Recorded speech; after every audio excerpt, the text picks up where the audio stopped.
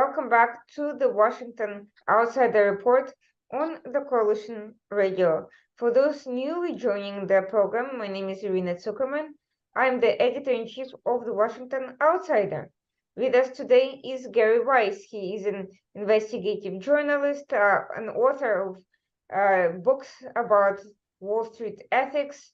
He's a former contributing editor to the Condé Nast portfolio, and he is with us today to discuss his latest book about Crazy Eddie, a con artist who became known for his stores for electronic devices and various businesses and failed ventures that seem to be a precursor to later frauds, Ponzi schemers, and overall business disasters such as Enron, Bernie Madoff, Theranos, and today the best known mess du jour, FTX, of course.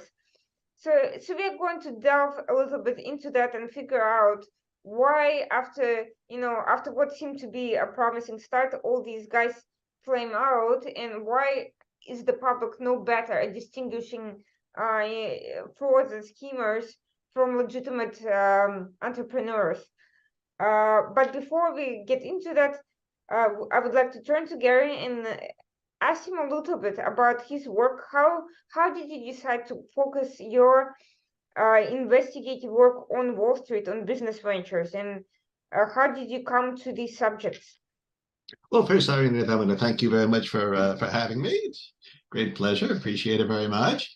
Well, I'm just a long-time journalist. I've been working for a business publication for a long time. You just sort of melt into things after a while, and I was working for Barron's and then for Business Week. And then before you know it, I was writing about fraud and crime.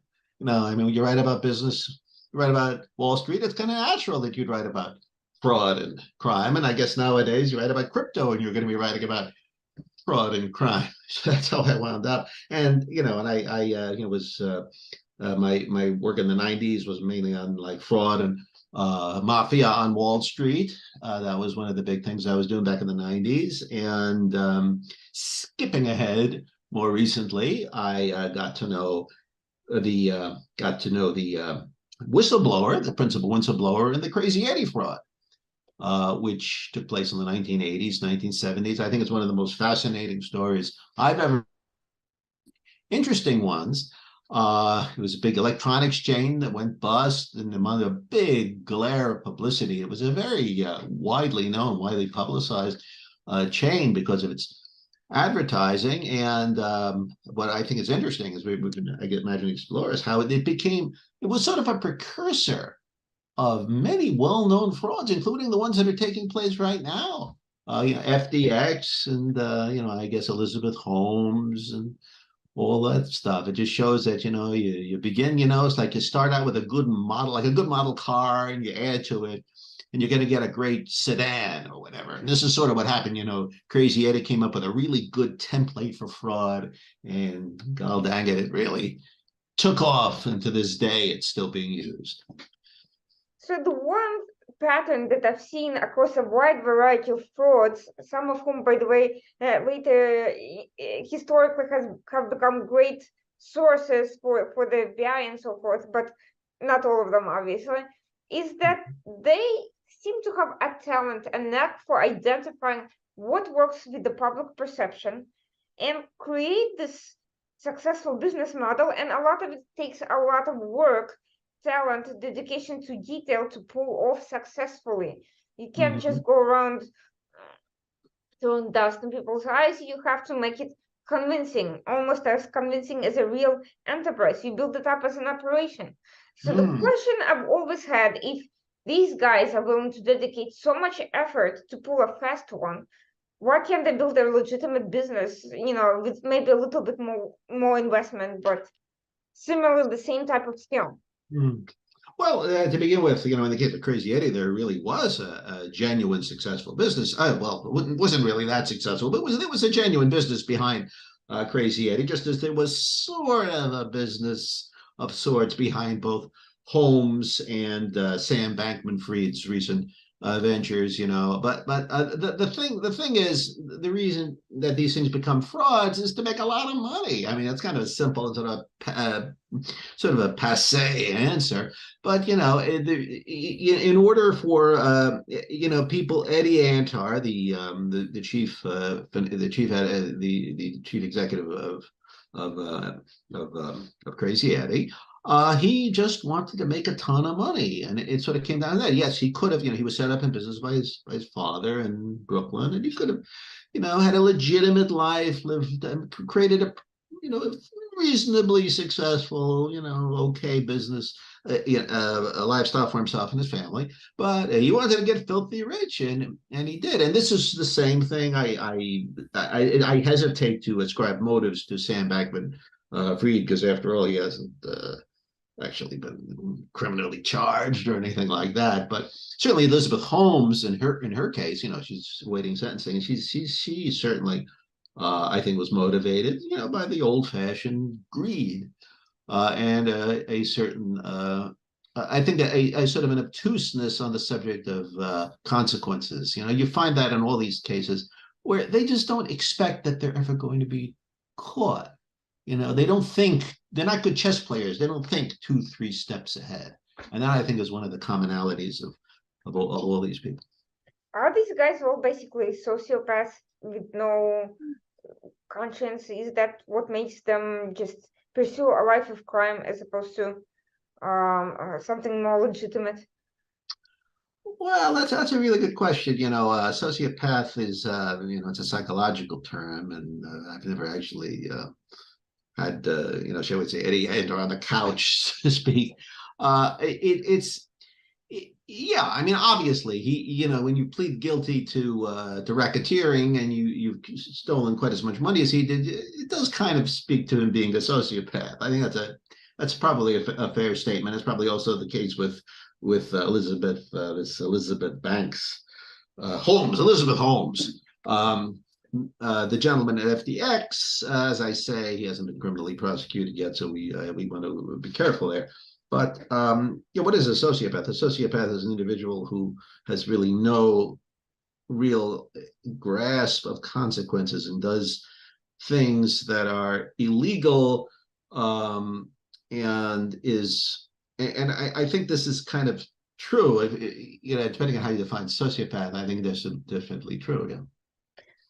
From everything that you've written and that was discussed about your book, Eddie Antar seemed to be quite a colorful character. He emerged from a Syrian Jewish community. That community is actually well known for well-established, very successful businesses, and it's a very wealthy community, and not obviously most of them are not in fact frauds. They are. Why was Eddie not more successful on his own terms compared to all these other people? The community has quite a number of billionaires among them. Many of them are involved in politics as well. So they're not. These are all successful people who managed to make a lot of money from legitimate businesses. Well, he chose to go into the electronic business in the early 1980s. Well, it was 1969. He chose to go into the electronic business. That was sort of what he worked out with his father, who set him up in business. And back in the late 60s, early 70s, it was very hard to establish yourself in the electronics business. So he's just sort of maneuvered his way through the shoals of the electronic business by, among other things, committing crimes, stealing sales tax, committing insurance fraud, and all the frauds, types of frauds that I outline in my book. It was sort of a choice on his part. In other words, he wanted to become filthy rich, and he wanted to become filthy rich in the consumer electronics business. And in order to do that, sort of the easy way to do that was by committing crimes, such as I mentioned, stealing sales tax. That was how he was able to gain an edge over the competition. Certainly in the early days, he began by charging. He charged sales tax, but rather than pass on the sales tax to the government, he kept it, and that's how he gave him sort of a built-in profit margin. Therefore, he was able to undercut his competitors on price. So that's the kind of thing that that's why he sort of became a criminal, and he was willing to commit these crimes. Whereas people, the other successful people in the Syrian Jewish community, just they were just very skilled businessmen. They didn't have to commit crimes. So interestingly enough, this electronics business model seems it seems to me pretty straightforward. Cryptocurrency, it's an unregulated industry. It's innovative industry. Most people don't understand how exactly it works. That's right. Theranos was also trying to work in this blood testing biological arena. That's also, most people are not involved in science. They don't know what's going on. But electronics business seems to be forward, typical business venture. How did Eddie manage to get away with petty crimes that built up to this criminal empire for as long as he did? Why was he not caught earlier? Well, he wasn't caught earlier, really, for sort of the same reasons why Bankman-Fried and Theranos weren't caught earlier. It's because people, it was sort of a failure of imagination, and because of the things that Eddie did and that Holmes did and Bankman-Fried did to create an aura of respectability. For instance, I was very interested to see that FDX had the same white shoe law firm that Crazy Eddie did. Eddie Antar had Paul Weiss, Rifkin, Wharton, and Garrison. It's a very, you're dealing with a company that has such a prestigious law firm, and in the case of Crazy Eddie, prestigious underwriters when they had an initial public offering, prestigious accounting firm doing its books. It creates an aura of respectability, which sort of dulls the senses of people looking at it, reduces the amount of skepticism. So, for instance, in the case of FDX, in that case, Bankman-Fried was the second largest donor to the Democratic Party in the 2021-2022 cycle. And this, certainly gave him a certain aura. And in Eddie's case, we're dealing with a company that was not only, had, very highly reputable investment bankers, highly reputable law firms, but also it had a public presence. It had these screamer commercials, our prices are insane, by the famous pitchman Jerry Carroll. So it had a public presence throughout the Northeast. So you figure, well, look, this is a company that's got stores all over the place, and they sell electronics, and everyone knew that. How could it possibly be a fraud? It's all over the TV. It was a cultural icon back in the 70s and 80s. How could this be a fraud? And people get their senses are dulled by that. While one can excuse the average consumer who does not, is not privy to financial records and so forth, what can be said about the white shoe law firms, the bankers, the accountants who did see that there was something funny going on? Where were they that entire time? Well, they were committing fraud from the very beginning, and the fraud escalated when they chose in the early 1980s to become a public company, when they had an IPO.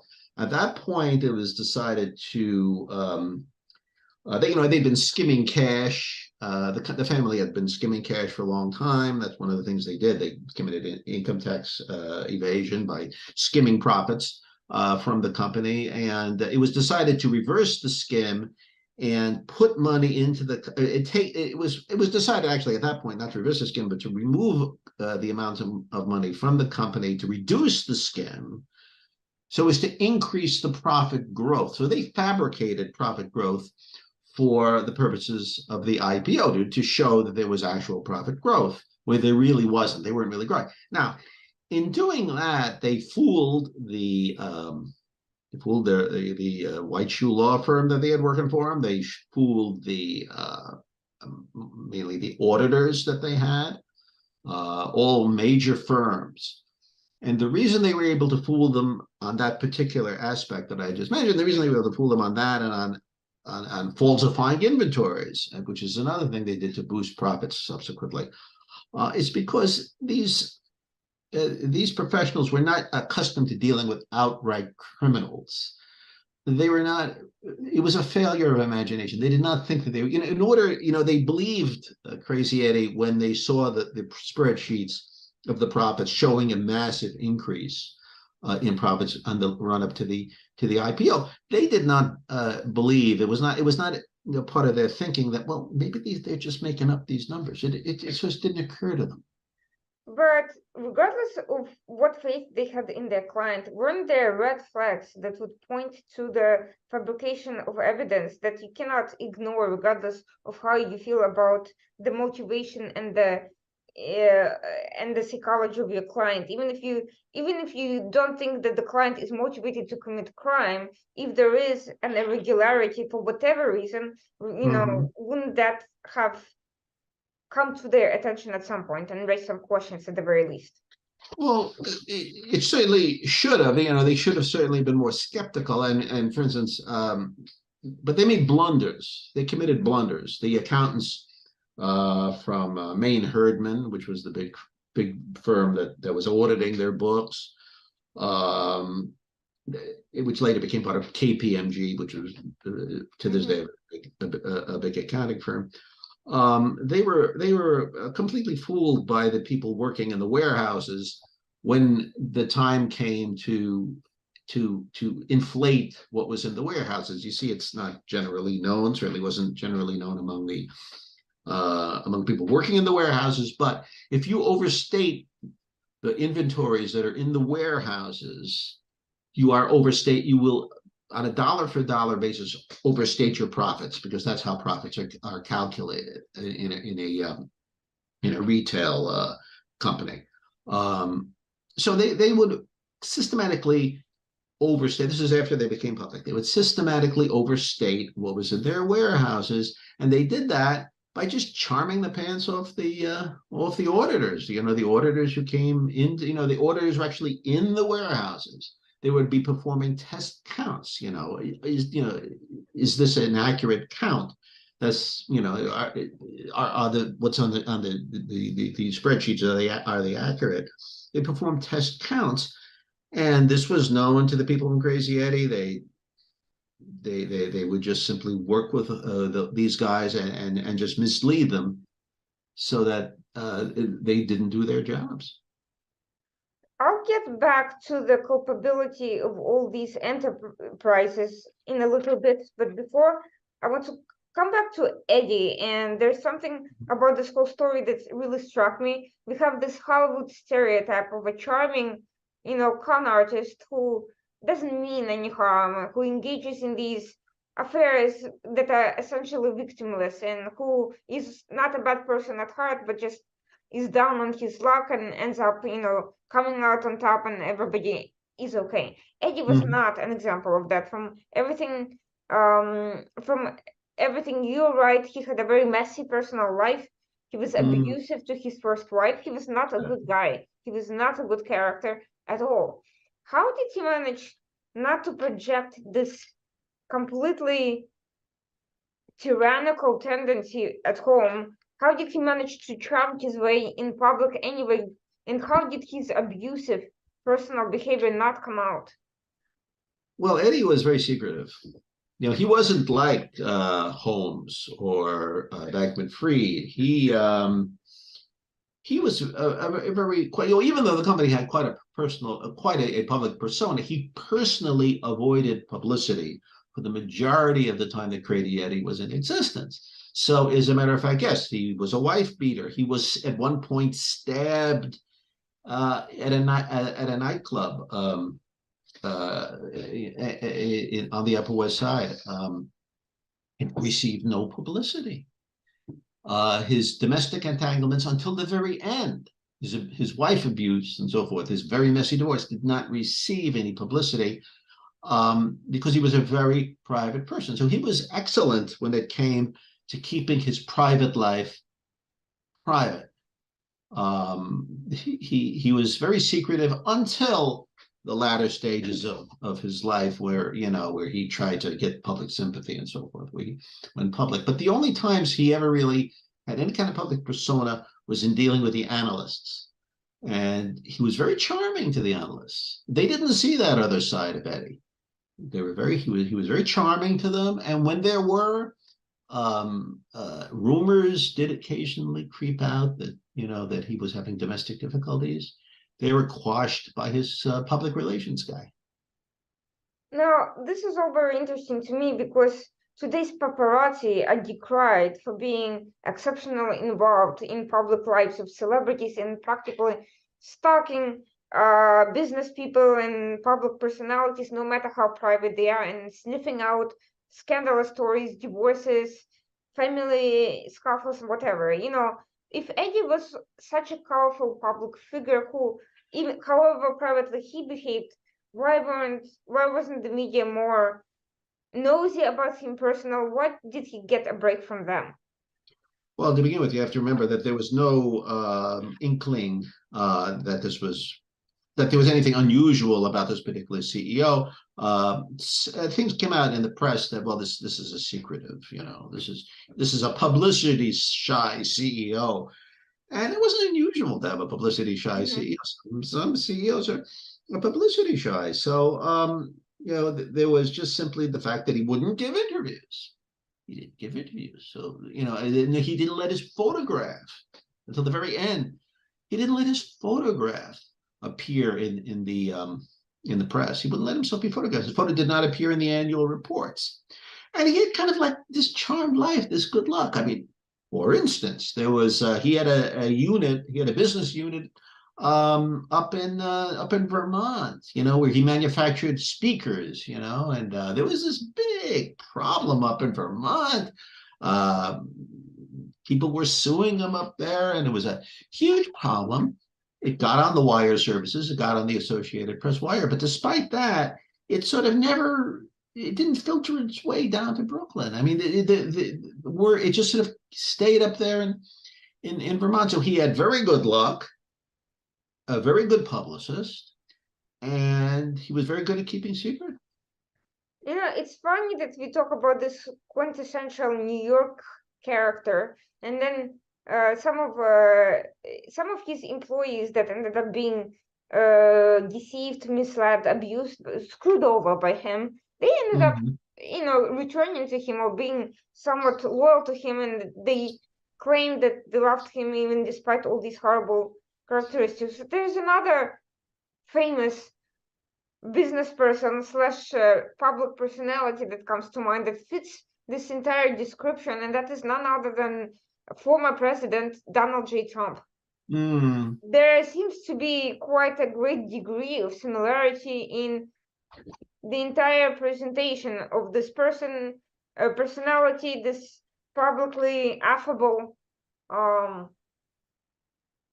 kind of persona, rough around the edges but relatable to certain blue collar types. Um, you know, the businesses are famous, and yet there is a lot of lawsuits and various things that are questionable, and nevertheless, still some people continue to follow him to this day. Do you think there's any coincidence that these two individuals emerged in the public view in the same kind of time period, in the same area, and just basically share so many characteristics that continue to hold the imagination of some people to this day? Well, both Trump and Crazy Eddie certainly were big publicity hogs. Crazy Eddie was all over the newspapers. It was had a very big public persona. It was an outer borough phenomenon, and it came out of Brooklyn, just as Trump came out of Queens, to Manhattan, and sort of his father was a big Queens real estate mogul, Queens Brooklyn real estate mogul, and then Trump moved into Manhattan. The difference, and they were both very big and very much a tabloid presence at the same time in the early 1980s, 70s, and 80s. The difference is that Donald Trump personally was a real publicity hound, and he was forever Percy's Puss was constantly in the press, whereas Eddie stayed out of it. He was secret. His alter ego, so to speak, Jerry Carroll, the character who is on the cover of my book, it was in all the commercials. Jerry Carroll, he was sort of the public persona of Crazy Eddie. As a matter of fact, many people thought that he was Eddie. But I think there's sort of a difference between Donald Trump and his publicity seeking and Eddie Antar and Crazy Eddie. I think the similarity that's kind of interesting is that Trump has continually over the years been accused of inflating the value of his holdings, both from the standpoint of just ego and from a business standpoint. And that was also the case with Crazy Eddie. Crazy Eddie, of course, collapsed because of inflation of holdings. So there certainly is that. There certainly is that commonality. How did Eddie come up with this iconic image and with this character that he pushed in everyone's face? Where is that coming from? What made it so appealing if people were so aggravated by it? It was kind of annoying. What inspired it? Well, he came up with the idea. I mean, Eddie came up with the idea in the early '70s of the crazy merchant. He started out calling his company Sights and Sounds, very bland name for business. That was changed to around 1972 or so. It was changed to Crazy Eddie because he came up. It wasn't an idea that it was an idea that he kind of stole. It was the crazy merchant trope kind of thing. It's been around for many, many decades, long preceded Crazy Eddie. I'm so crazy. I'm selling prices that are far too low. That's old as the hills. So he took that old method of that old sort of old line kind of thing, and he turned it into a very successful pitch for his company. He started out taking ads in like the Village Voice, did a very sort of counterculture themed ads. And then he hired an ad guy named Larry Weiss, no relation, who a very talented kid from Long Island, and he hired Jerry Carroll. Jerry was a disc jockey from Yonkers originally. He was WPIX. He was a WPIX radio disc jockey, and he hired him to do the commercials. And sort of it was that was how the Crazy Eddie persona, the public persona developed. But it's very sort of interesting and important to point out that marketing aspect of the company was completely separate from the sort of the fraud aspects of the company. In other words, they were running a real marketing marvel on the public airwaves at the same time as in the back of the store, so to speak, they were committing all kinds of frauds. And one didn't really have all that much to do with the other. So it's funny, their real talent, it seems, lay in branding, in PR, and they could have made, an entire empire just built on branding, just as to some extent Donald Trump's most successful venture was not any of his real estate businesses, but the branding that he created for himself, and had both of them stuck to just those things, perhaps they would have been, had far more legitimacy and far more success than by venturing outside what worked best. It seems, however, that at the time PR was on its own, outside business was perhaps not something that he thought of worth pursuing. But he certainly sounds like he certainly had a knack for really getting into the heads of people. Now, it seems to me it sounds like he also managed to get a number of his family members involved into this scheme, and one of them, you said, Sam Ontar, became one of your main source for the book. How did you encounter him? Well, as you point out, Sam Antar he was the whistleblower or the informant, so to speak, who eventually blew the whistle on Eddie. He grew up he was Eddie's kid cousin, and he grew up in the business. He worked for Crazy Eddie since he was a kid. Since he was like 12 years old, 12, 13 years old. And he became chief financial officer. Well, he was educated. Eddie put him through school. He became an accountant, a CPA, and then he became chief financial officer of the company. And then when the company had its downfall, he became the principal witness for the prosecution. Now I get to know Sam. Actually, it was just sort of happenstance. I was keeping a blog back in then 15 years ago, and he commented on one of my blog items, and I thought it was very interesting. So I sort of got to know Sam, and I got interested in telling the story of Crazy Eddie because he had very interesting insights into the company and into the downfall of Crazy Eddie. What made Sam finally blow the whistle after being involved in all these schemes and seeing the inside of what was obviously a criminal enterprise for such a long time?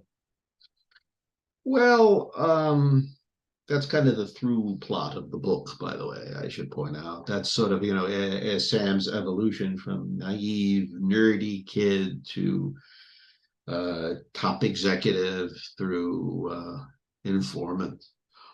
As I said, he was brought up in the business. He was the son of Eddie's father was his uncle. And Sam E. Antar, when the company began to collapse, Eddie fled to Israel and he sort of washed his hands of the company. And he left the people who remained to sort of clean up the mess that he created. Now, keep in mind, Sam E. Antar, as the chief financial officer, he was a major participant in the frauds. He designed some of the frauds along with Eddie. After all, these were accounting frauds. Some of the biggest ones were accounting frauds. So when the whole thing collapsed, Sam decided, look, and Eddie treated, like just the way he treated his wife badly, and he treated people badly. He treated everybody badly who came into contact with. He treated Sam badly. He wouldn't pay for his legal fees, even though Sam was engaged in litigation sort of on Eddie's behalf. So Sam realized, look, he's been abandoned by his cousin. Everybody hates him. He was in debt. He didn't want to go to prison for 20 years, So he went to the feds, and the feds didn't believe him. The feds they had their own informants who didn't know the whole story, but they got there first, you see, and that gave them an advantage. So initially, they didn't believe him. Over time, he convinced them that he was on the level, and that he was able to finally sort of win them over. And it was a long process, but he finally became the principal witness against Eddie at the trial. When Eddie went Well, on trial. that sounds like a very dramatic denouement, considering that the whole enterprise was a family business to begin with, and the entire community, the Syrian Jewish community, is very tight knit and was even more so at the time. What impact did all of this have on the community? What was the reaction of their neighbors, the people, and other relatives, and so forth? Well, it varied, Sam was a, witness against his cousin, and, there's a feeling among some of the community who sided with the Antars, you don't want to become a witness against your own people, whatever. But I think the way it sort of wound up, Eddie, people aren't fools, they know what's going on. Eddie was viewed as a shamed, as a shanda, as they say, and he was viewed as a shame, as a source of shame to the community. So that's kind of where it wound up, that Eddie, it's not as if the Syrian community just sort of like gathered around Eddie. Just as when he went to Israel, the Israelis, they didn't want him there, and one of the reasons they didn't want him there is because he was breaking the laws of Israel. He became a citizen of Israel. And not only did he become this was the whole design, he fled to Israel. So not only did he become a citizen of Israel with the intent of avoiding extradition to the United States and prosecution for his crimes, but he created a false persona, an alias, and he made his alias a citizen of Israel. And that really irritated the Israelis. So they wanted to get rid of him. So he was like not a good person. People aren't stupid. He was not. He was recognized. And after the fraud broke, he could no longer really pull the wool over people's eyes. We're seeing, eventually, he went to prison. He eventually did not, and well, he died relatively young at 68. What, by the way, was the cause of death? What happened? Well, it's not clear what his cause of death was. That hasn't been publicly disclosed. The general's feeling that it was some liver problem. It might have been cancer of the liver by one instance. That's not something I was able to determine. Died of natural causes. That's the thing. Now, you would think that his story would serve, as a lesson for the general society, for the business world.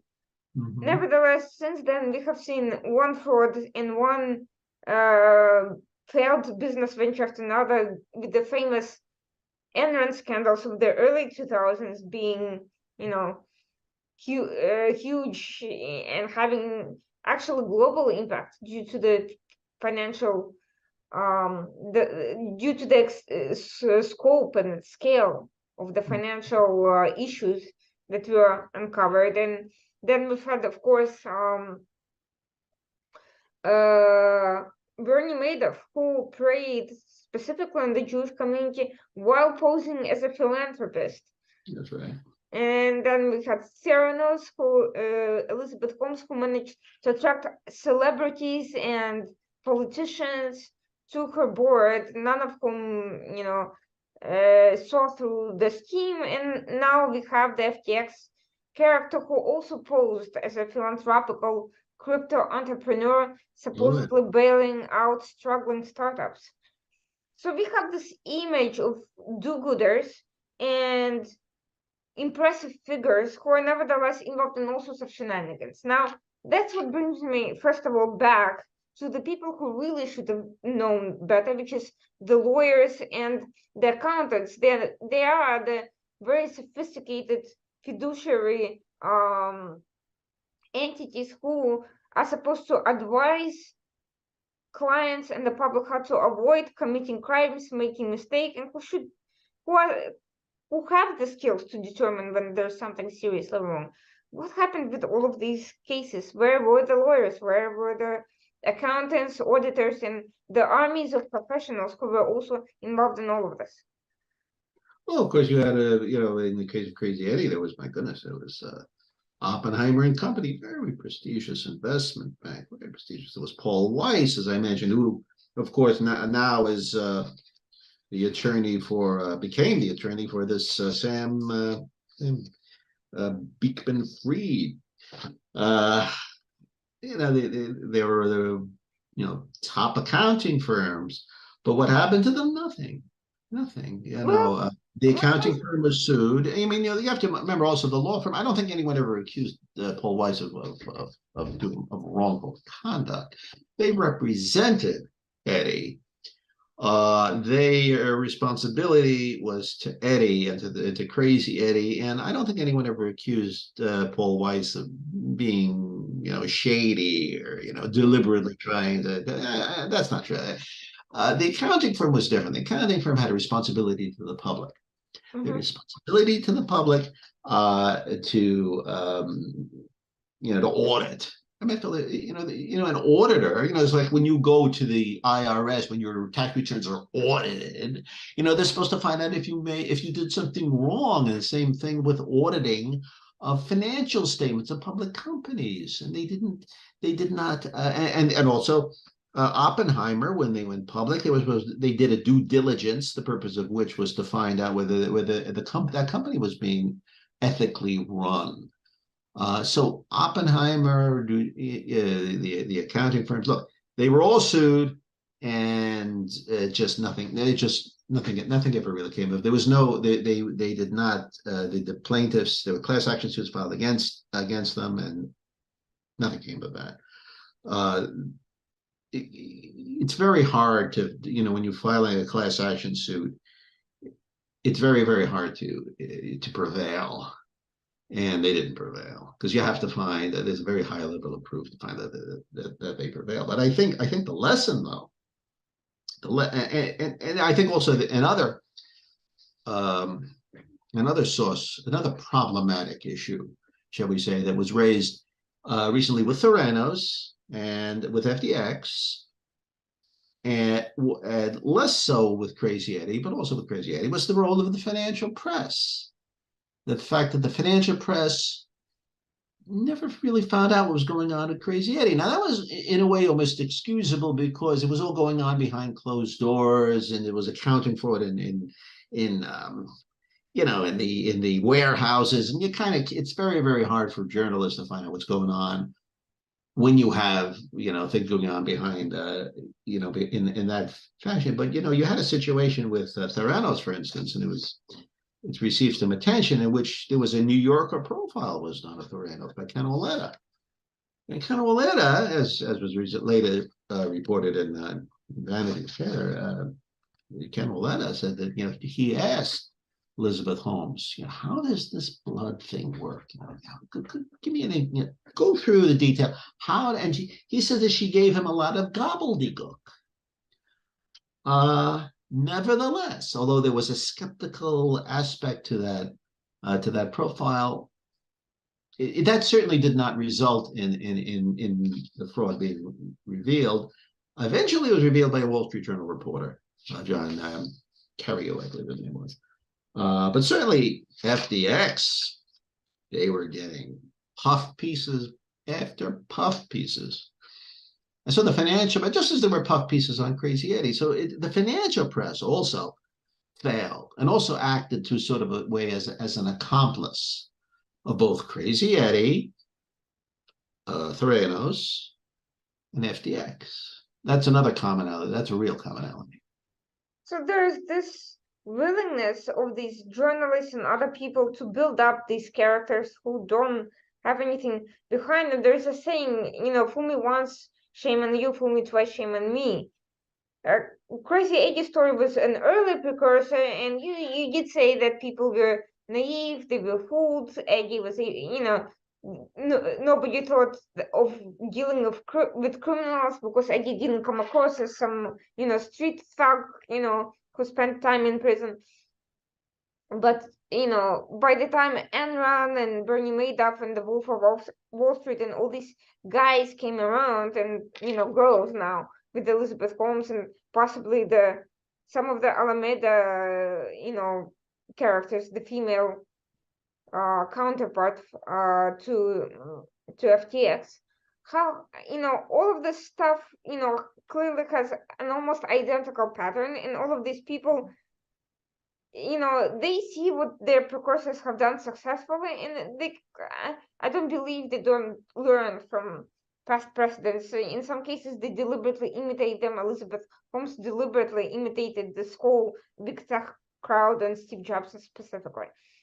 So they know what they're doing, and so should the public and the media. So how do they not see shameless imitation and puffery away from legitimate business? Where do you draw the line between people like, say, Zuckerberg and whoever, whatever you want to call, to make of them? They didn't, engage in complete financial fraud, building themselves up. You can criticize them for many other things, but not for that. Not for outright criminality. Well, I think part of it is organic to the press, and I can tell you how that is. I mean, first of all, the tech reporters who covered FDX, the reporters covering crypto, they were like in nursery school when Enron broke in 2000. That was 22 years ago. We're not talking about the tech press. They're just too. They were, I think, just too young. They didn't live through that, and maybe they may have read about it, and maybe not, but they did not experience it. They just simply didn't have the background. The other thing, which I think is organic to the press, but to the financial press in particular, is that there is a predisposition to idolize the rich. I know that the press has a reputation for being, sort of like very, in the bed, very woke and so forth and so on. But in the financial press, and I think that's true, by the way. But the financial press, throughout the years, throughout maybe the decades and maybe centuries, the financial press has always has always idolized the wealthy and is always looking for the next big thing. Holmes was touted as the next, whatever, the next super billionaire. FDX's guy, Bankman-Fried, was touted as the next Warren Buffett. Someone once called him. And the day-to-day coverage was by young and inexperienced reporters. And there is a predisposition to write favorable articles on these people because it's an access game. If you don't write favorable articles on these people, they will not give you interviews. And not only will they not give you interviews, but a lot of these tech outfits, these tech journalists, they also engage in conferences where they want to invite some of the people who were interviewed in their article. And they're not going to, you're not going to get Bankman-Fried to come to your conference and be a keynote speaker if you just wrote a negative story about him. And as a matter of fact, when the Journal attempted to do a negative article on him back in, I guess it was 2016 or whenever it was, they brought David Boies, a famous attorney, to threaten the reporter. He and his firm marched into the Wall Street Journal offices. Actually, this was on Elizabeth Holmes. This was on Theranos. They marched into the offices and threatened them. There was a predisposition to do favorable pieces, a predisposition to do puff pieces. And that was the weakness. That was sort of the Achilles heel of the media, and is one of the principal reasons why Theranos and FDX were allowed to get away with what they did. Now, that was also a case with Crazy Eddie. They also were constantly showered with puff pieces. I think, as I mentioned earlier, I think it's a little bit less. They're a little bit less culpable because I think the fraud wasn't quite so obvious as it came to be with Theranos and FDX. Nevertheless, we see no shortage of legitimate business people who achieve a great deal of success without even a fraction of the coverage that these whiz kids, as New York Times calls them, of a specific type. There's always the next big thing. People are making money all the time, a lot of money.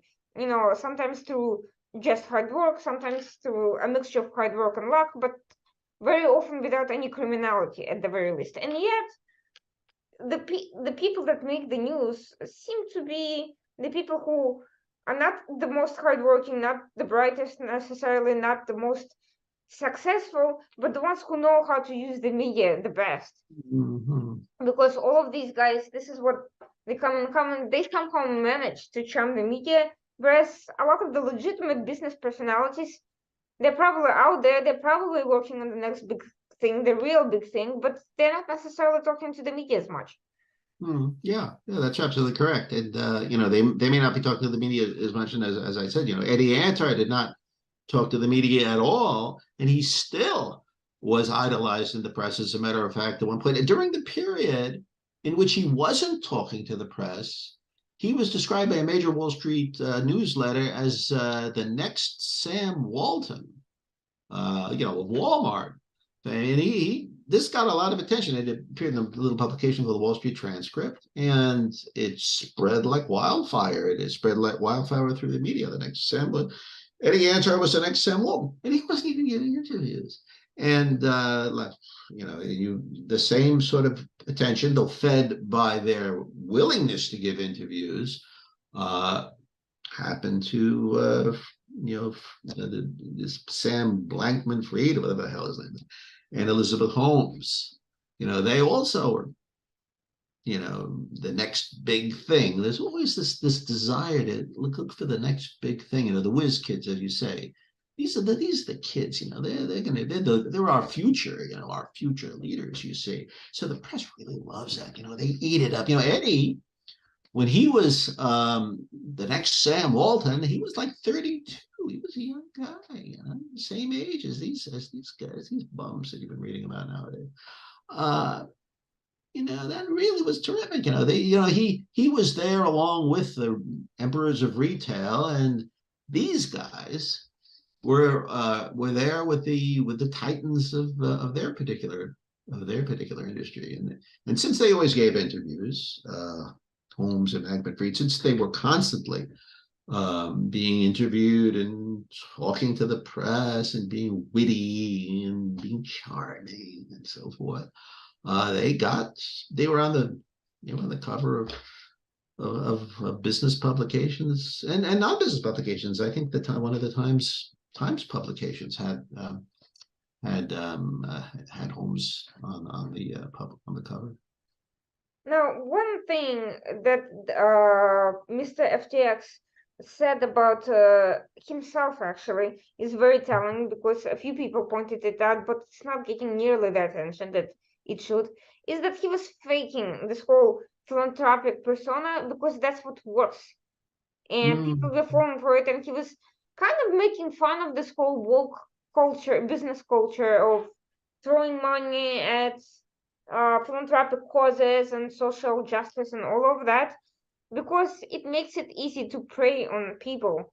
And the question is how much of what he was doing is actually an inherent part of today's culture, because we're seeing a lot of the BLM related donations were a huge fraud, and individually none of the people involved are nearly as impressively magnetic as Sam or any of these other guys, but as a whole, the enterprise of BLM and similar redistributionist groups, I'm not talking about the cause of Black Lives Matter, I'm talking about the organization, the actual infrastructure. They use the same channels, the same mechanisms, and they're being used by the same types of people, and all of that they were using the same political donations, and all of that sounds very similar actually, except that they Look, you go to Carnegie Hall someday. When you go to, I'm sure you do. Although if you're in New York, you go to Carnegie Hall, you go to Lincoln Center, and you got these programs. You open up the program, you go to the end, and there's a long list of people who give, mainly corporations and business executives who give money. Why do you think they do that? Do you think they love the opera? These people don't know the opera from the hole in the ground. I hate to sound cynical, but the whole concept of corporate giving, it's not just the frauds like these guys. The whole concept of corporate giving is image management, and that's where as you say, the woke business comes in. Giving to this cause, giving to that cause, giving to BLM. They don't care about Black Lives Mattering or not, man. They could care less. They're in it for the money. That's all they care about, the businesses that do this. They don't care about social change. They couldn't care less. They don't care about philanthropy. Eddie gave money to philanthropies.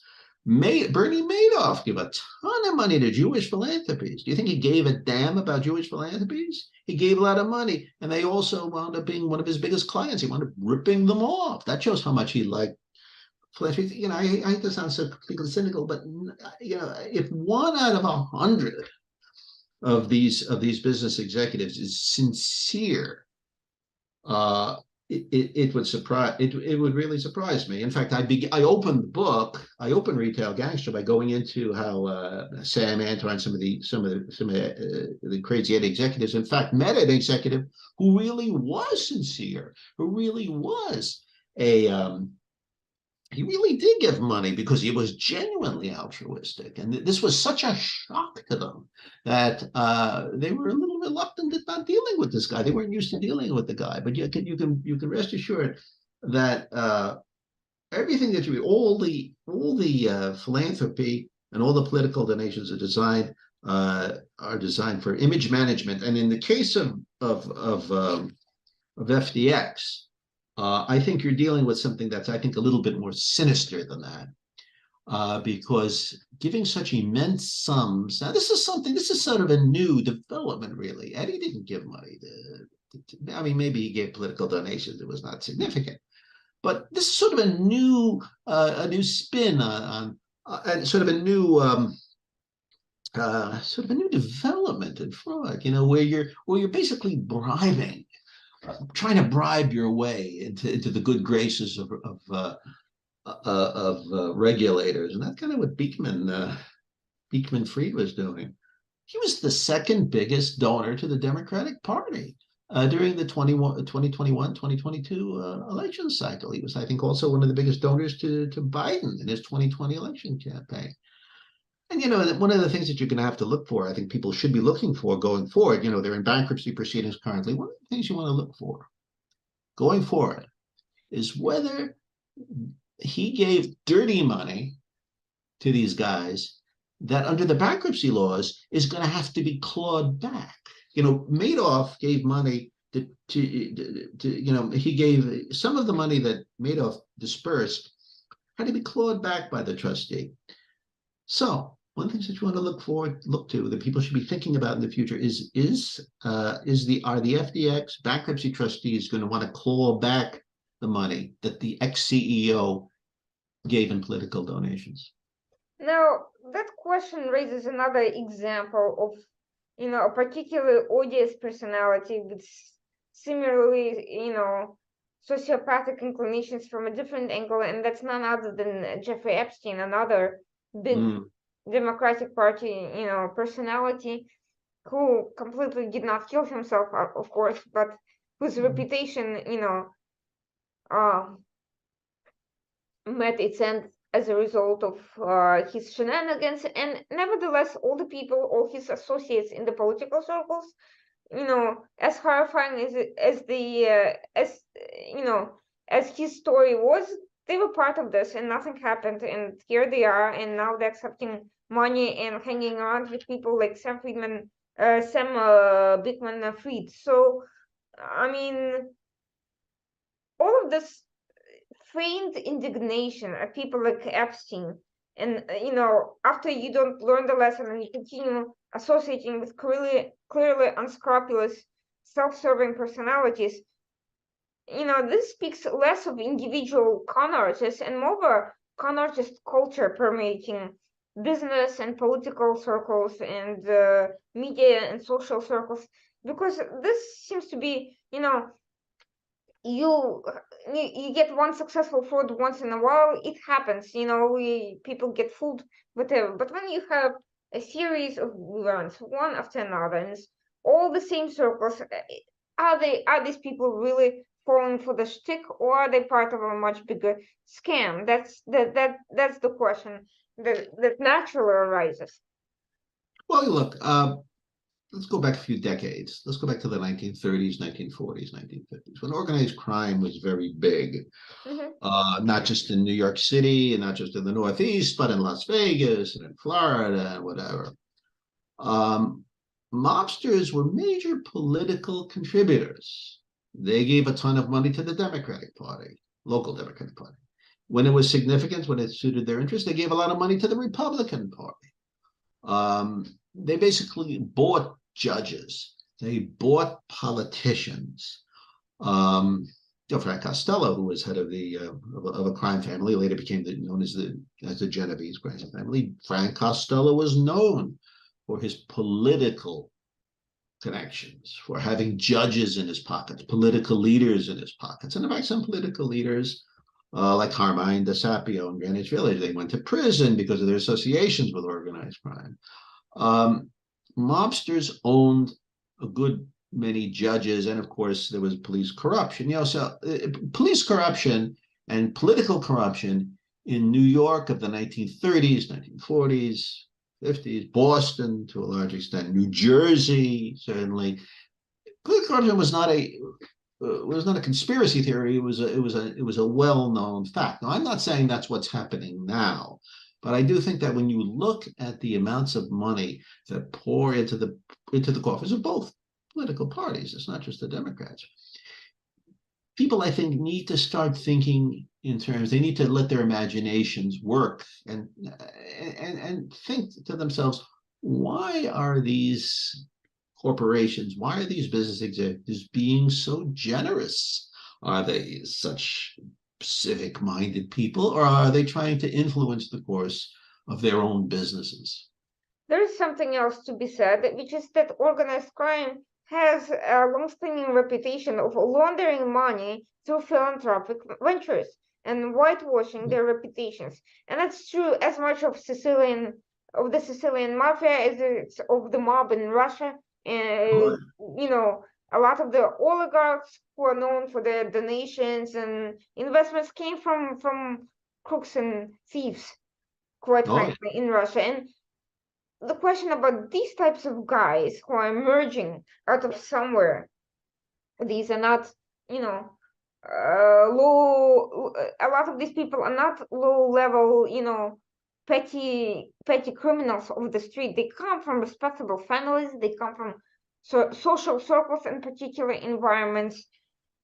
And to me, when you have that sort of thing, and you have that many people who are that unscrupulous, and when there's so many things wrong and not just one. FTX is a complete mess. There's the lawyer who is now being tasked with saving the company. He discussed a number of items that have been horrifyingly wrong, from client fund embezzlement for personal use to mismanagement of security, to all of these things, culminating in a huge hack that took away $1 to $2 billion in one night. And the thing that makes me wonder whether the hack itself wasn't part of the con by some of their parties to basically salvage some of the money before the feds made away with it and move it someplace else. I mean, I'm sorry to be that cynical, but clearly a lot of people had to be in on it to some extent for something like that to happen. Because when you're that open, when that so many things that are so big, and it's not just one guy, pulling off a Ponzi scheme. It's a whole team of people. He had multiple companies involved, and they were all kind of Alameda and FTX were involved in double dealing under his supervision. And you had all these other guys who were privy to all of this, who were doing real estate dealings with them, who were doing all sorts of businesses with them. How did they all not know? It seems to me that the knowledge of this, that they had a lot more facilitators of actual criminal activity than even Eddie with his small family business. Because here it's an entire group of people who had to be in some way culpable, beyond just being supposedly naive enough to take donations. That I don't buy that nobody knew what was really happening. Oh, sure. Well, I think as this FTX scandal plays out, and it'll be playing out, I think you're going to see, probably sooner rather than later, you're going to see an informant come forward. Now, this is what you sort of like, for an informed viewer or an informed reader, what you want to look out for is the informant. Who's going to come forward to blow the whistle? Because that's going to happen, assuming that these people are under criminal investigation, as I believe they are, and as it would be ridiculous if they weren't under criminal investigation.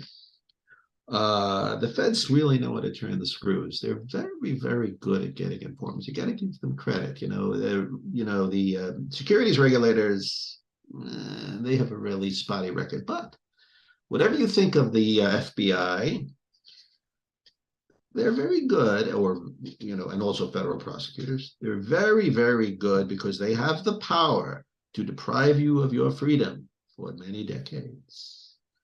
If they feel that there is a racketeering case, and as you just pointed out, without saying so specifically, what's happening at FTX has all the earmarks of a racketeering conspiracy. So what does that mean? It means that there's a lot of people involved, and one of the people involved who is knowledgeable of what happened is going to want to avoid being sent to prison for a very long period of time. So that's what you want to look out for in the next phase of this scandal. Who's going to be the rat? So there's a couple of things that I found worthy of noting. First, the same lawyer who decried the complete failure of all these external controls and internal controls for that matter, pointed out that some of these guys could be, he's used the word compromise. Now, generally, what that points to is potentially foreign dealings that could have led to their being blackmailed or bribed or otherwise engaged with foreign actors with suspicious ties, potentially. No. He might have meant something else, but but he did use the word compromised. And he also said, this situation is unprecedented, which, immediately made me think, that he has not read my book, No, it is not. It is precedented. But yeah, he's a compromise. But in that regard, I'm pointing to something specific that has kind of fallen under the radar, and that's the events immediately preceding the collapse of the company, which is their dealings with Binance. Binance is a huge exchange. It's known for circumvention of sanctions on Russia and operating in Russia as one of several such exchanges. And it's known for having ties, some of its members have ties to China. Now, the role of Binance in its business deals with FTX, unlike Alameda, has not been explored, and I don't know whether it will, but if I were the federal investigators, I would certainly at least look into the relationship between them, because to me, it smells like there's a lot more to the story than just FTX being careless, negligent, and greedy. Well, this is a classic mess. This is the term of art, by the way, that the feds use in describing this type of situation. It is a mess. It is a classic mess. And they are going to have to put a team of investigators on this. Because, as you say, this has multinational implications, foreign governments, foreign entities, and it can have and there are political implications, as we discussed. Are they going to have to claw back all this money from the Democratic Party or from the people that he gave money to? It's a real mess. This, unlike the Eddie story, this story has global implications. But what we have seen is that while the methods have become somewhat more sophisticated and updated with the emerging new financial and other, technological developments, blockchain and so forth, at the core, the story is still the same. People see an opportunity to screw somebody over using things that work, and whether they're one family or whether they're a group of roommates working together out of Bahamas, or whether they're they managed to kind of implement create an infrastructure that works, that is extensive, and that pulls down a lot of people wittingly and unwittingly. And my concern is how many people around the world who were not necessarily involved in the actual conspiracy or scheme or whatever it was will end up. What are the implications of something like that for everyone else who was working for them? Who invested in them, who was invested in the industry? What larger impact will we see as a result of this particular self-serving business scheme collapsing? Yeah, well, look, It's in the bankruptcy courts now. As a matter of fact, I understand there's a fight going on between the bankruptcy courts in the Bahamas and the United States over where they're going to try this bankruptcy. When things go into bankruptcy, yeah, at this point it becomes under the aegis of the courts. But that's not the only. That's not the only avenue. There are, I'm sure, there are investigations going on of a criminal nature, and I wonder, where is Beekman-Fried? Does he have his passport? And why hasn't he fled to a jurisdiction that doesn't have a extradition treaty? Because put yourself in his place. You're going to be the principal target of a federal investigation. You may come back to the United States, be clamped in irons, and never see the light of day again. Because if this is indeed a fraud, and if it's as big as it's said to be, he's going away. So I would wonder, where is Beekman-Fried and why hasn't he fled? And I think, it wouldn't surprise me. I would not be surprised if the next is that Mr. Beekman-Fried absconds. Because that's exactly what happened with Crazy Eddie. And Eddie Antar wasn't facing anywhere near the kind of potential criminal liability as Beekman-Fried. So there's been some discussions that supposedly he's stranded in the Bahamas, that supposedly Bahamas are looking to turn him over to the United States. But on the other hand, Sam himself has been extremely flippant in his communications, and he has been beyond brazen in some of the way he characterized his own enterprise. There's no remorse. His comments extremely ill-advised for someone facing a criminal probe, by the way, and that's me as a lawyer, characterizing an incentive of deceiving people through the philanthropic activity point to a mens rea. They point to a criminal intent, or at the very least, a deceptive, unethical intent. Yeah. And he is talking about it out of Bahamas, where he might be extradited at any moment, and I would say that unless Beekman-Fried is in custody, he is a flight risk. He can get into a private plane and take off. When you have enough money, you can buy your way out of any situation except possibly a prison cell. So I would say that if Beekman-Fried is not in custody, he might never appear in the United States again. And unless he's delusional, or unless he really is innocent. I mean, been charged with any crime yet. Unless he really is innocent, in which he'll want to come back and face the music. But there's an excellent chance, like I said, he's not coming back. But there is already evidence of embezzlement of client funds. Regardless of a broader conspiracy, that in itself is a crime. Oh, sure. But there are jurisdictions where anything short of murder. There are jurisdictions out there that do not have. Sure. Indonesia is just one example. There are other countries which don't have extradition treaties with the United States. So the question is, murder. You can go there and you can get away. And this man has a ton of money. So that possibility. I'm not saying that's going to happen, but that possibility should not be excluded.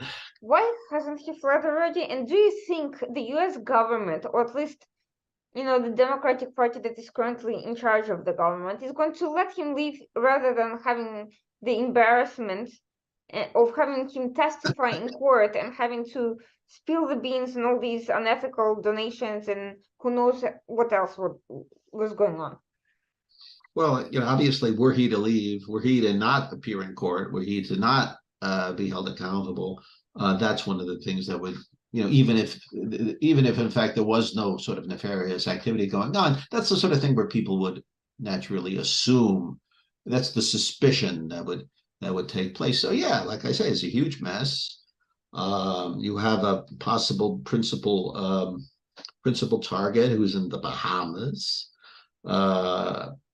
apparently at liberty. You have connections with multiple foreign governments and foreign entities. billions and billions and billions of dollars, possibly one of the biggest crimes, in history. So yeah, this is this is just the opening curtain. This is the orchestra, with the prelude before the curtain opens. The curtain will open. There's a couple of other denouements the story could take, and and at this point, this is just pure speculation on my end. One, he does get indicted, Mm. or whether or not he flees, he, at the very least, in absentia, charges will be made. He may not, something happens to him. He meets the Jeffrey Epstein, and, prematurely, if not, and quite frankly, he's made a lot of enemies just by having all that money collapse, and there'll be always somebody angry enough to take action. That's one possibility, and I can't imagine him not thinking about that. The other possibility is the Edward Snowden / Julian Assange scenario, where he ends up in some adversarial country or semi-adversarial country, potentially providing those countries with insider information on the workings of whatever institutions he was, had knowledge of, political circles, their private lives. Basically, what I'm saying here is that not only himself is potentially compromised, but everyone he has been around with becomes open to blackmail from foreign agents as a result of him being free and potentially going somewhere. Sure, all those things are possible. I tend to think my opinion is a little bit more humdrum. I think he may very well flee Bahamas or wherever the hell he is. If he's not in custody, I think he may very well flee. If he's afraid, he will flee, and I think he has an ample reason to be afraid. And I think that there will definitely be political repercussions. Now, what the nature of those repercussions are, I wouldn't speculate. I have the slightest idea, but you never know. Now, that's interesting. First of all, two kind of final questions to wrap this all up. When do you think the movie is going to be made? Either about Eggy or or FTX, or both of them, frankly. A series about the colorful characters of frauds. Yes, and let's not forget, by the way, we mustn't forget. I don't know if we mentioned it, but the name of the book is Retail Gangster. I don't know whether we mentioned Exactly. that. It's Did we mention that the name of the book is Retail Gangster? I don't know if we mentioned that. I don't know. I haven't received any queries from any movie people in the past 4 hours, so maybe there's no interest. Well, at the very least, I think it would be a great opening to an entire, series about all these guys, and maybe seeing a pattern of these people one after another will make the public less susceptible to falling for these, false promises and,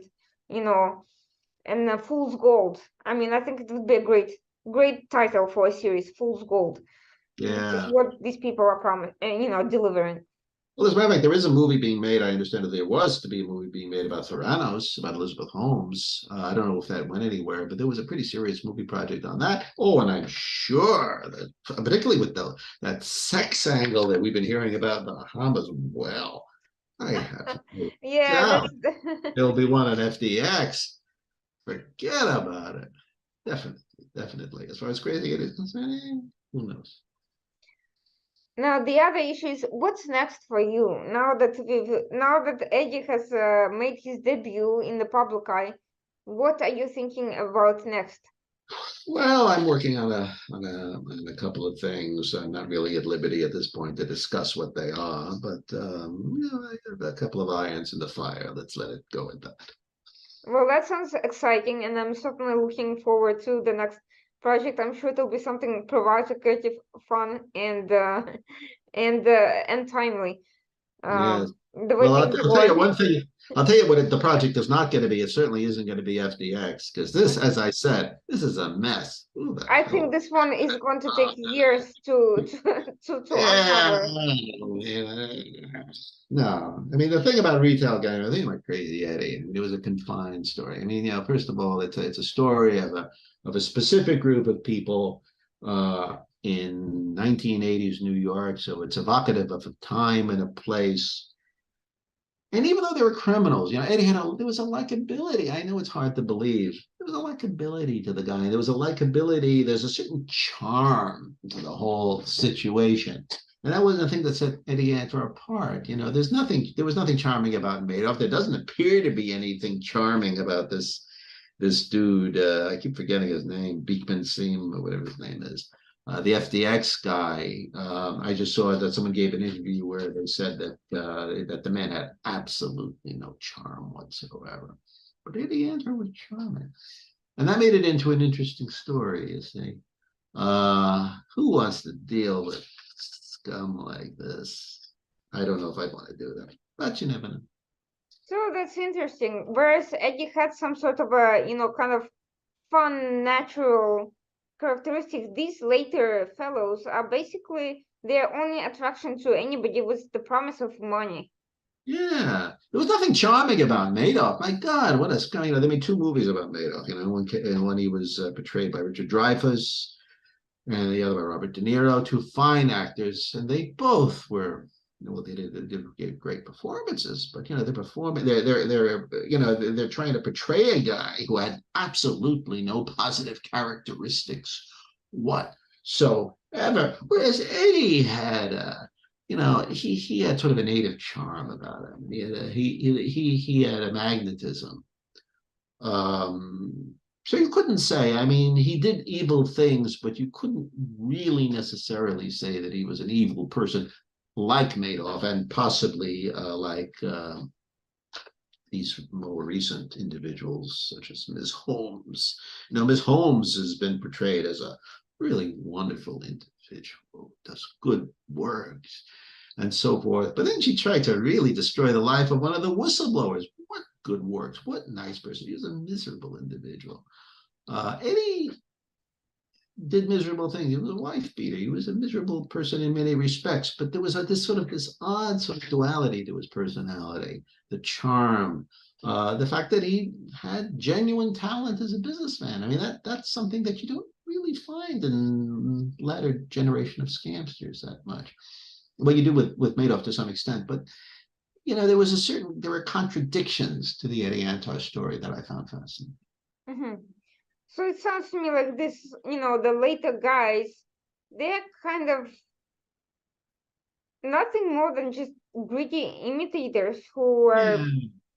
put on a persona and they not they don't really have it in them. They just they just use the media to prop themselves up, and they're basically taking advantage of a generation where it's very easy to make a lot of publicity very quickly, or Yeah, well, it's a little bit like the story of the Birdman of Alcatraz. It was made into a great movie with Burt Lancaster, as this horrible murderer and criminal who became this great bird expert. Mhm.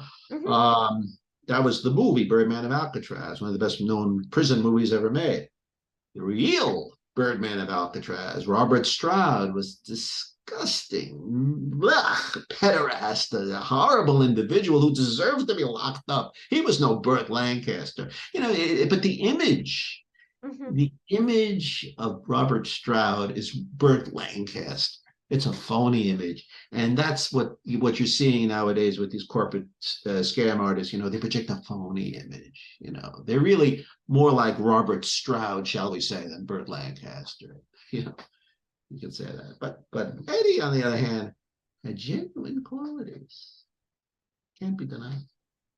So it's funny. Maybe our media, our social classes should start questioning not just the frauds who take advantage of the system, but what we end up valuing and what we are placing our value in. Yes. Oh yes, yes, yes. Yes, yes, and don't believe every cover story that you see in the financial press and the next Warren Buffett. It may be another Sam Beekman-Fried. Yeah, maybe instead of having the next Warren Buffett or the next Mark Zuckerberg, maybe we should have somebody who is the first of their own kind and actually does something genuine, even if it's not as glamorous or interesting. Yeah, you put your finger on it. Well, thank you so much for this excellent discussion, and I Oh, thank hope you. that everyone here takes a look, goes out and gets a copy of Retail Gangster. Retail Gangster. It's crazy. It's insane. It's insane. This whole thing does sound insane. I think we need a tag, the crazy Eddie tag to all of these stories. Well, thanks for having me, Arnie. And for those watching the program, we'll be back next week, Tuesday night at the usual time, 9 p.m. Thank you so much for watching and